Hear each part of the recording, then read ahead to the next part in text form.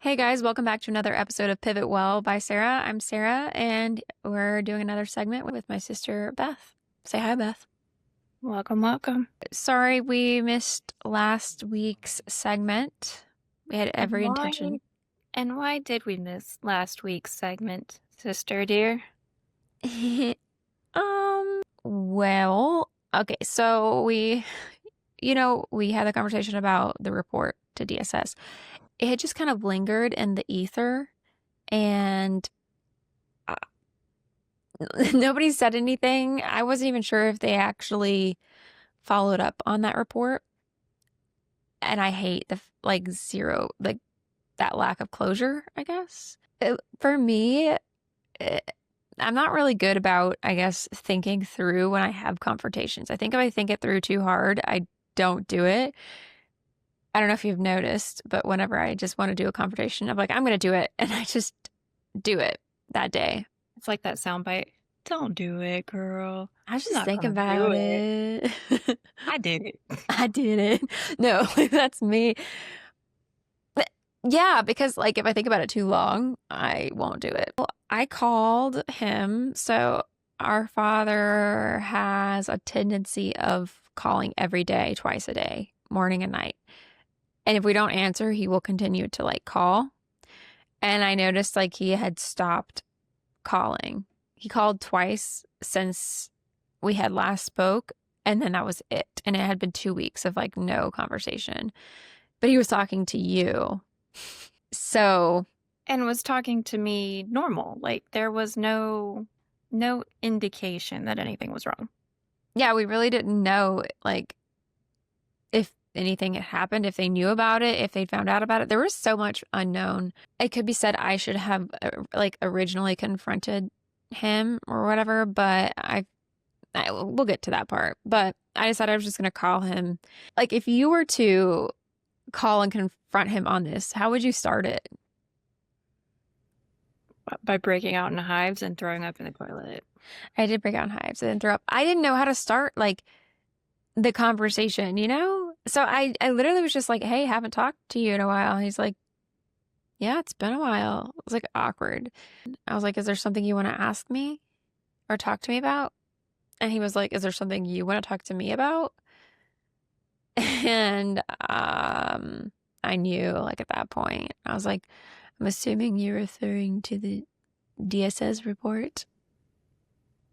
And that's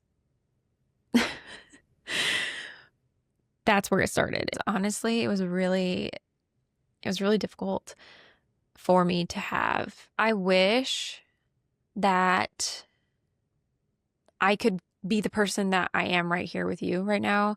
When I have these moments, I feel like I just revert back to that little girl who's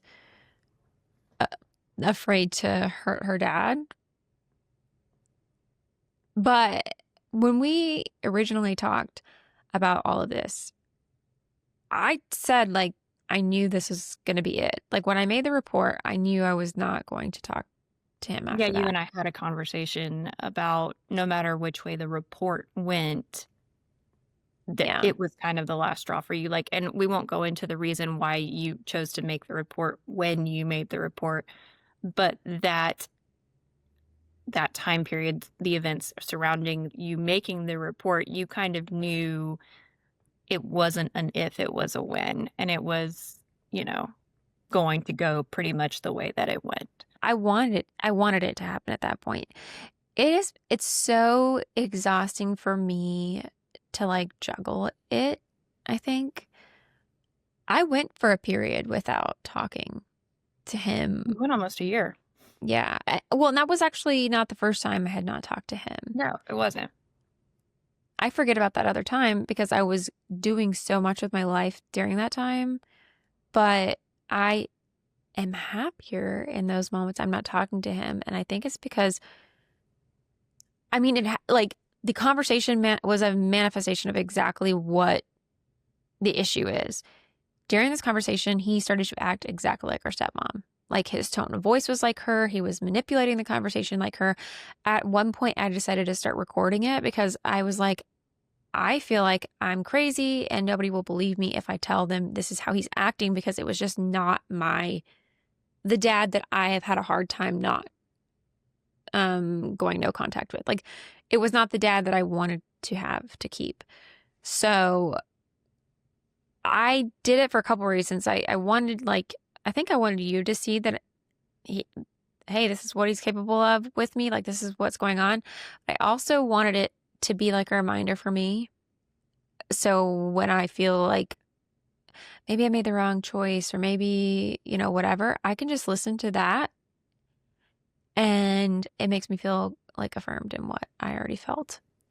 So, yeah. That's what happened. Um, And it was a tough conversation to hear. Um, yeah. yeah, do you want to talk about how it made you feel when you heard it? I mean, it was really sad. But you're right. Like I had never thought that he could talk to either of us that way with that level of it was the tone. It was very much so the tone and the dismissiveness that bothered me. Not that the manipulation doesn't bother me. That was just a different approach to it, but the act in itself, that part didn't feel new to me. But the tone, the dismissiveness, and then the end, I think, was really hard. Yeah, I haven't really talked much about it with you after you listened to it fully. No, no, we haven't really talked about it much because about the time you got done, he called me. So, Yeah. which we also did record, and I think you have listened to. Well, I recorded. You weren't on the call. Um, I did listen to it. two different tones, two very different tones. It's like hearing Dr. Jekyll and Mr. Hyde. What's annoying about it, this is not you like, he was mad because I had made the report. But he was acting like I was the only one who had these thoughts about that situation at home. And I had even said you were like aware I was making the report and you were like, you supported me in it, but you didn't get the same treatment as I did. It's funny because I think looking back on the conversation, like when there are moments in the conversation with me where it's not as outright, but there were things that he said that were still pretty like a snarky kind of tone. There Like was so much that he said to you that was snarky, but I was like wanting you to say things. So it's really I hard to listen to this later and to sit here, like just sit there and not be able to interject. I wanted to like step in for you many times because I knew that you weren't able to get what you wanted out. And what did you say to him? I told him when I told him that I had listened to, part of your conversation with him, that if he had ever spoken to me the way he spoke to you, I wouldn't be able to survive that. And it's true. It's absolutely true. If he had spoken to me the way that he spoke to you, I don't know what I would have done. I genuinely don't. And it made me so sad for you. Like we have these moments in the past where things have been said to us about other people, and I remember thinking, like listening to him talking to you, and I was just like, how could anyone talk to their child like that? How could anyone be so dismissive of the amount of pain? Because like you have said before, this was not your first conversation with him, laying out, your pain and your abuse and what has happened to you. And for it to just feel so dismissive. And I mean, like, so I don't know if you want to say like the last thing that the two of you said to each other before you hung up. No, I do because there's something I actually want to emphasize that I've really listened to it today, actually, because today we're recording this. It's Father's Day. And part of me was like feeling bad for just everything. And then I listened to it. I feel very much back to affirmed for what I did. But the last thing he said, and it's the most upsetting thing to me, was I had said that our stepmom was abused, and she told us she was expected to have vacuum lines on the floor when she came home, and things had to be a certain way, and he was very controlling, whatever. And I was like, and then she did that same thing to us. Like, she just turned around and did the exact same thing to us. And the first thing he said was, "You're right, she was abused." And I don't know if he meant it in the way that I took it, but it was like, yeah, she was, you weren't. That's how I took it. And I was like, but you don't think I was. And he was like, no, I don't. And I said, all right, that's all I needed to hear. And I hung up the phone. I blocked him on everything. And I was done, because that was all I needed to hear. Like, I needed to have this conversation with him to never have another one. I would, like, he wants to act like our stepmom. He's going to get our stepmom's treatment. And I have not talked to her in like 9 years willingly. So all of this kind of leads us to our bigger topic of today, which is estranged parents or no contact and no contact / estranged adult children. Yeah, so the day after this happened on my TikTok feed, I had my first FYP video from the doormat mom. If you don't know who she is, you can go look at her page and see what she's about. I think a lot of people who have been through this have at least heard of her. I think it was the first video I had saw of hers. And yeah, I'll let you listen to her videos to make up your mind on that. But it was a trigger for me. And I made a video talking about the process of that from the child's perspective. Why do kids go no contact?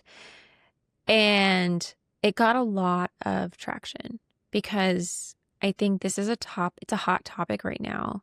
We have like two generations that don't see eye to eye on this concept, I think. And I think I realize that there's a big difference of our generation and theirs.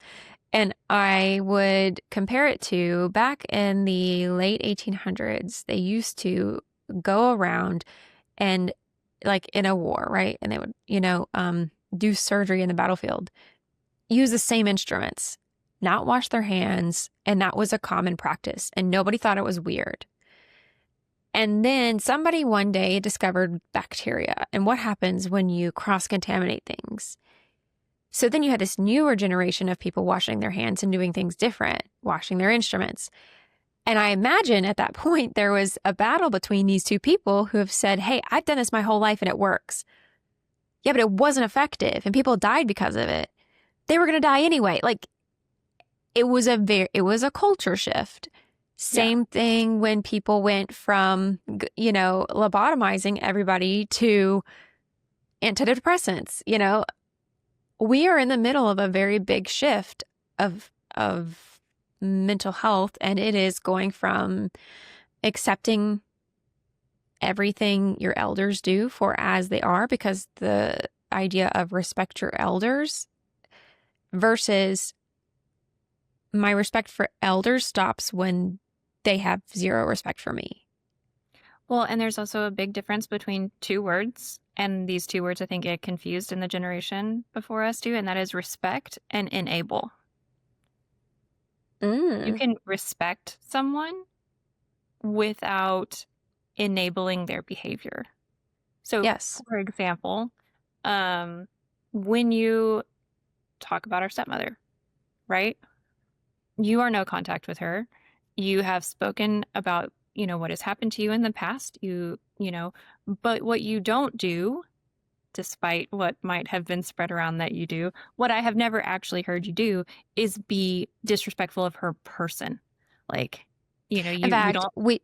We've had You talk about, conversations here that I cut out certain things because yeah, I like was like, that's not respectful. you talk about the things that happened to you, but you don't just like talk crap about her just to be talking crap about her, I have you a know? burn book of things I could make about her, things she said about other people, all of these things. I don't go there because, yeah, that is my way of respecting. Right. Because I never want my mission in this to be diluted by me fulfilling what they've said I've been doing. I never Yeah. want it to be said, say, oh, yeah, see, there she is. She's just talking trash. And so everything I say after that would be irrelevant. I have intentionally stayed, you know, in between the lines as best as I can. I mean, there's times I'm sure that I've said things maybe cross lines, but like for the most part, I've been, I think, very nice, all things considering. Um, So and yeah, so with, there is a big difference between respecting your elders or respecting anyone and mhm, enabling them. yeah. Enabling their behavior and allowing their behavior, their actions, whatever, to encroach on your personal boundaries. So when we talk about no contact, estrangement of parents, I think a big misconception from the parents is that this is a punishment to Hmm. them. So the kids are, I'm punishing you. I'm going to give you a punishment. You're no longer allowed to talk to me. That's your punishment. And at least in my case, I think I'm sure there are kids out there who have done that. And you know what? Like it's because they just haven't gotten to that place in therapy yet. And that's fine. But I'm telling, if you are out there and you are dealing with thinking about it going no contact, it should never be as a punishment to that parent because it's not healthy for you. It's not And going to it's do not your you any job. good. And it's not your job to punish your parents. No, because it's bringing you right back into it. The whole goal of going no contact is a severance so that you can go and heal. So Hmm. when I have done everything I could to avoid this with him. I mean, I've done everything that I felt that I could to avoid this with him. I cried the whole night after I did it. It's been a really hard week. Today was a really tough day. Um, because it is more, if anything, a punishment on me, it feels. It's kind of like the saying that people, their generation said to the kids, this hurts you, or this is going to hurt me more than it's going to hurt you. In Yeah. a sense, I do feel that way. And I know he would not agree with that, but I do. And I saw a quote and it said, um, what did it say? It said, how you kids treat their parents when they no longer need them is how they felt their parents treated them when they did need them. Yeah. I was notorious for being independent. And when I no longer needed them, I reverted right back to that independence, I guess. I mean, I think even when you did need them, they didn't give you the option to need them for a lot of it. Yeah, to be very clear, I always needed them. We always needed them. I filled in the gaps, and there were a Yeah. lot of gaps. We have three parents. Mhm. We We have have two parents and a third who was we have cosplaying. three. Yeah. We have One well, is one of them is technically on our birth certificates, even though we don't want her to be. But yes. so and the reason I say that and the reason I bring up that we have three is that we have in fact both at Hmm. different junctures been no contact with all three of them, sometimes simultaneously, sometimes spread out. Um, but I think they are three very different case studies in what estrangement looks like and what the reactions can be to being estranged, and what the reactions can be coming in and out of being estranged because we have been in and out of estrangement with all three of them at some point. Hmm. Some of them have been healthy, some of them have not. So let's talk about it. Let's talk about all three of them. Let's start with the elephant in the room. the easiest one for us, I believe, the hardest in our minds to do, but the easiest to keep. The easiest to maintain. Yeah. Yeah. So the easiest to maintain when it comes to no contact was our stepmother, but she was actually one of the hardest to go no contact with because of her manipulation over the years. So I'll start with, well, we talked a little bit about yours actually. We did. We did We last did. episode. So if you go and check last episodes, Beth talked about her experience, her two times going no contact with her. And you still, I think, teeter in and out of contact solely because of our dad at this point. Yeah, so any contact I have with her right now, it's typically if I call my dad or he doesn't often call me because he does know that it's a pain point. Mm-hmm. But if I call him and she's in the room, Mm-hmm. and I am cordial if like, but I don't call her, she doesn't call me. Yeah. My daughter is no contact with her. My daughter, she has met my daughter once at our uncle's retirement party from across the room. And that was a boundary that I established with our father prior to that party. Like I was very firm about what was not going to be allowed. You Uh, actually set that boundary before she was even born. I did. I did set that boundary before she was born. You had to reinforce it prior to that party, but that was Yeah. nothing new. Yeah, that it didn't shock them when I said it to him before the party. So yeah, so like I said, I'm not completely no contact with her because if she's in the room with him while I'm on the phone and she says something, you know, I'll say something back. But Minimal contact. minimal contact. Yeah.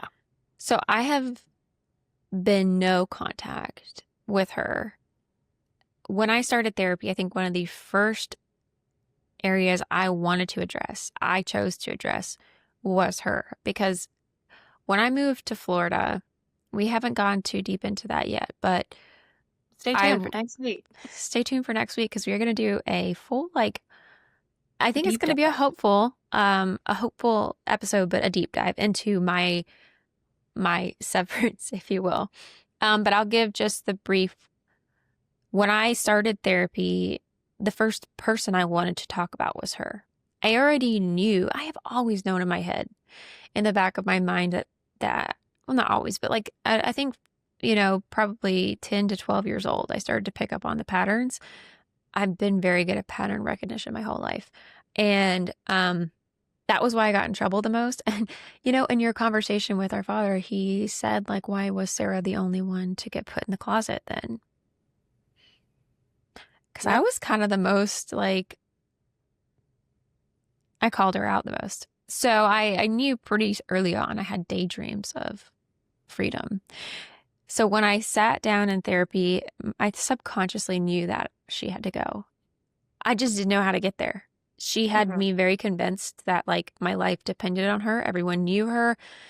When you are in a relationship with someone who is abusive, toxic, narcissistic, all these things, they make you feel as though your entire foundation is them. I worked with my therapist on first undoing that idea that she was everywhere because she was in my head.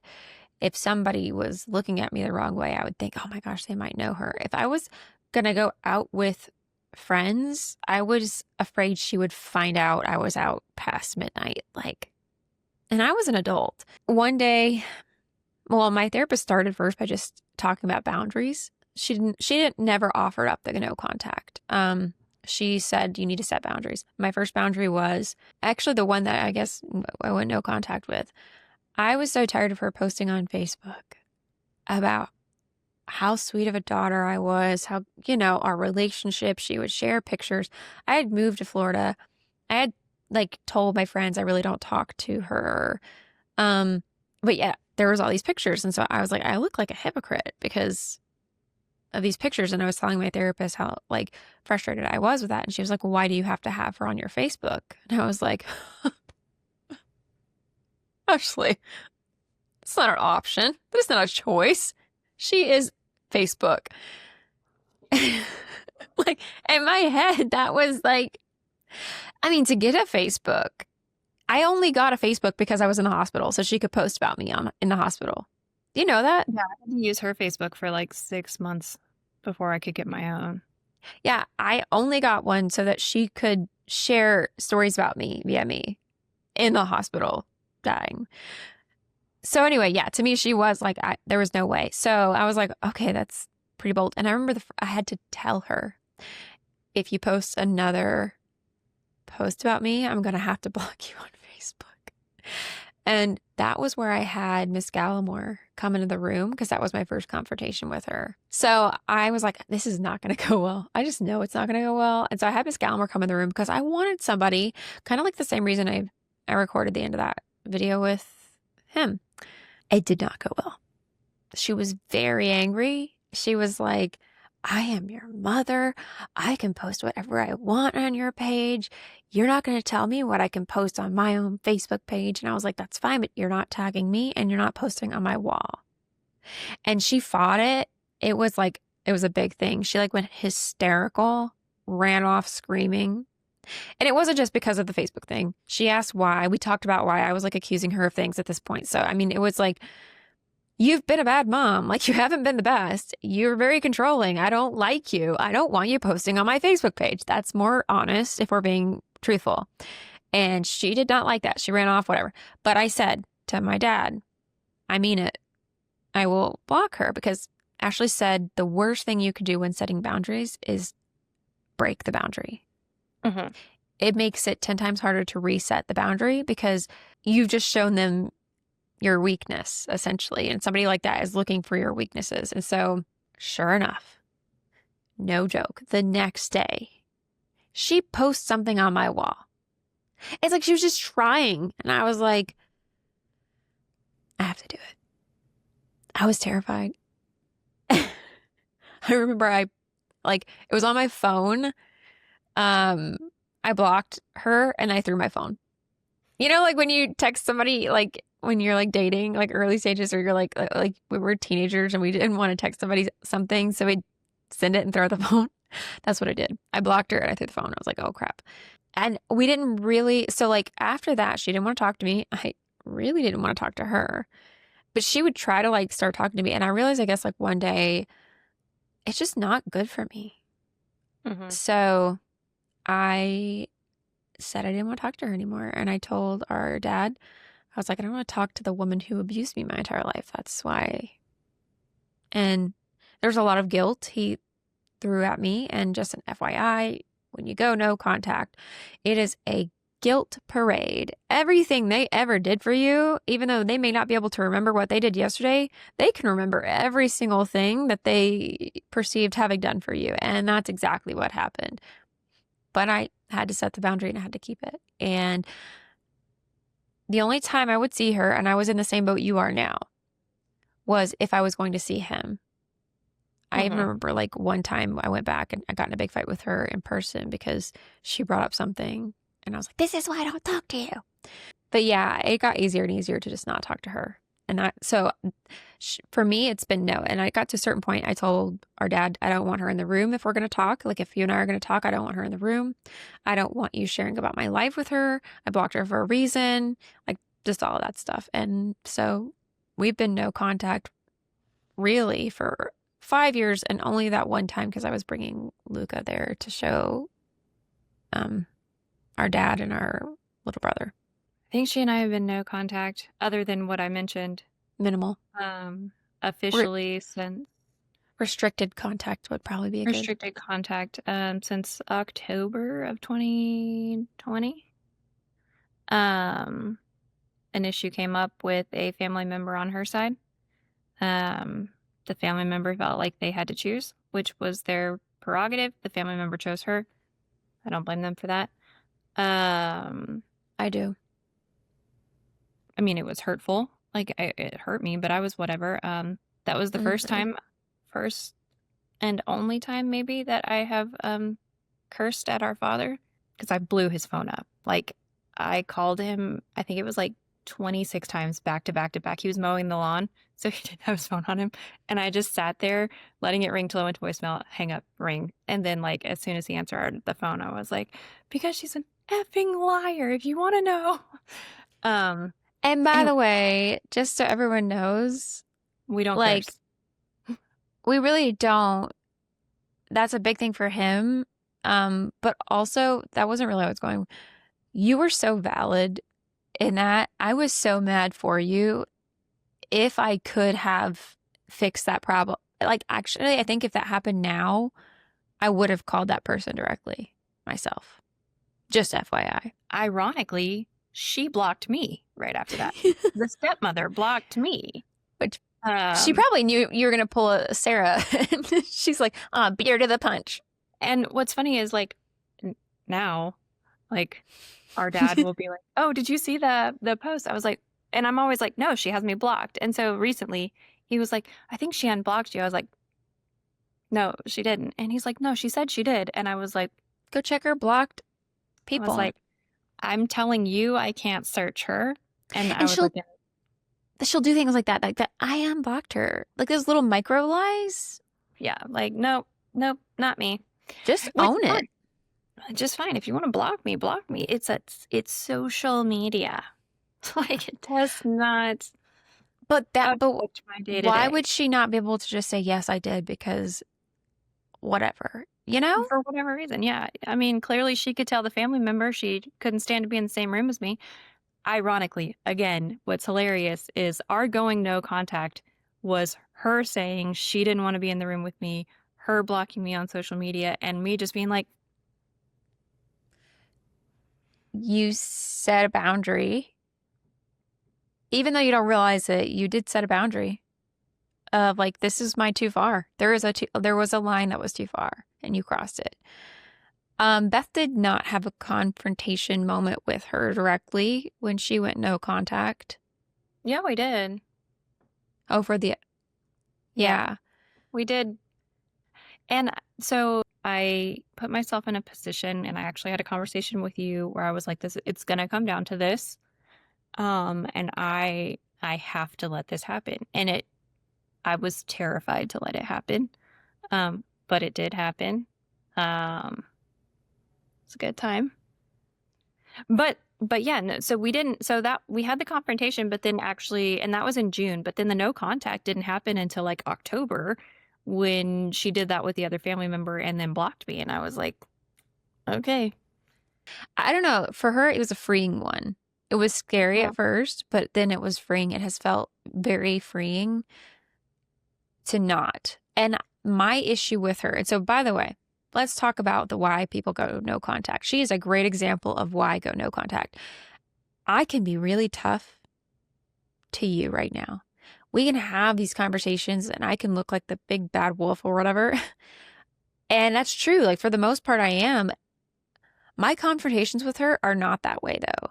It gets ugly, but it is, it like makes me sick. She was so ingrained in my head as like this super villain. I felt like I had to fight. It's like I revert back to little Sarah every time I'm around her, and I hate that. So, because I know like this is what happens to my mind, it's not fair. If we look at like parts work, how would you, and so you can say your daughter, how would you protect your daughter from this? That's how I had to say to myself, how do I protect little Sarah from that? I just don't let her be around her. Like I don't let myself be around her because I can't be around her and not feel like I'm 12 years old again. Yeah, and that's why you go no contact. If you're not able to be yourself around them, if you're not able to utilize all the therapy you've worked on, if they are interfering with your daily life, your peace, what why should they have a space in your life? Well, and to be clear, the reason I am whatever level of no contact that I am with her goes back to something we said earlier, and it's about not enabling behavior. And this will become very apparent when we talk about the next person on Mm-hmm. this list, but accountability and enabling behavior. Our stepmother genuinely, I believe she genuinely believes she has done nothing wrong. She Yeah. genuinely believes that everything she has done has either, I've heard our dad say, oh, it was a miscommunication. oh, it was a misunderstanding. Oh, it was, but I've also, in the same breath, he will always say, she did the best she could. She was doing the best she could. She was doing the best she could. And she genuinely believes she has done nothing wrong. She refuses to take any kind of accountability. Mhm. Um, I'm not going to discuss what my confrontation with her was about, but the moment she was confronted, it was immediately, well, look at what you've done. And I can discuss mine, and that's exactly what happened. It was instant, that's not true. I did all of this for you, and you are hurting. You'd hurt me. You've done this to me. And if I would give an example, I could give a very specific example. She would be like, that never happened. Now, how do you argue with that? Yeah. It's my word against your word. It's not like we had a camera around and it starts to make you like question your own like reality, but it's in a sense like you have to hold her accountable. Otherwise, in your head, you might start to believe the person, and it's just so toxic. It's just like a toxic environment. So, So with her, there is zero accountability. There is zero remorse, acknowledgement. because there's zero accountability or acknowledgement of what has Hmm. happened. And so it's not a healthy situation to be in. And Hence, in my mind, there is also a element of, it's going to sound like radical for people who aren't in therapy, but like danger. Like I feel like I'm in fight or flight around her. And so, like, yeah, all of those things combined, it's just not a healthy environment. But yeah, the accountability aspect of it is a great segue. And here's the thing, let's pause real quick. If you're out there and you are dealing with this, my guess is that you just want to be affirmed and whatever happened to you. You just want to feel like you're not crazy and you want to feel like you're valuable, you're worth something, and you were worth more than whatever happened to you. I think that's what every child wants. And in her case, we were never going to be affirmed for what happened to us. She was never going to say, yeah, you were worth more than what happened to you. And I'm sorry I did that to you. mhm. That was wrong. That's what I guess I wanted for the longest time from her would have been, you deserve better than how I treated you. And I'm sorry for that. And that would have been sufficient for a while. At this point, she could say all of those things and there really is no coming back. I don't have any desire to ever, because I don't believe, first of all, it's never going to happen. But second of all, Well, like, and even if she said the words, they would not be authentic. yeah, I wouldn't believe it. At this point, they would just be her trying to play a part to bridge the gap to, It's a to whatever. manipulation, yeah. Yeah. So there's no reason for going back, but like that's what we all want. That's what we're all looking for. And I think sometimes people say, "Oh, I'm going to go no contact," and they feel like it's the end. It's the very, very end. And it is not common, I know, to get a happy ending with your parent, like the movies, but we want to provide you an experience where the opposite happened, where we did the opposite of what our stepmom did, where we did get what we were looking for. So just trickling down here, the next person that we have both at some point been no contact with, um, is our biological mother. Yeah.